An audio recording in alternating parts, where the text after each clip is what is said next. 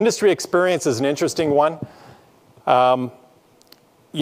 Generally I think if you want to get deals done quickly, you need people with industry experience, and it's not so much the experience, it's the connections, because relationships are so important to the sales process from a personal selling standpoint.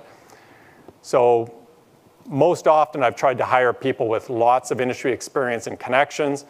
Typically you would ask them about their connections, and they'd say, oh, yeah, I'm so connected, I can get this deal, that deal done. And you'd generally hold them to it, and you'd say, okay, great. Well, we'll expect those 4 deals to be done in the next 3 months. Otherwise, we'll bring this to an end. And you have to do that because you don't have a lot of time as a startup typically. And you need someone who really feels the urgency that you often feel. You got to be a leader. You got to get involved in the sales process. I see some CEOs that they're not naturally inclined to get involved with sales.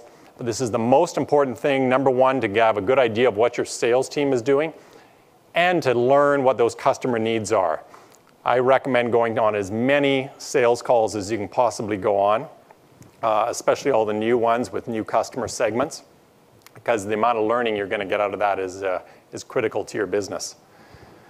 Align with business targets, and I'll cover off the next point around this activity. Again, if you've got a specific set of targets, you need to break that down looking at how many salespeople you're going to need to reach that target. So if you're trying to do 100,000 in sales, well, how many accounts is that? What's the value per account? How many salespeople are you going to need? How many accounts can a salesperson go see in an average day and an average week?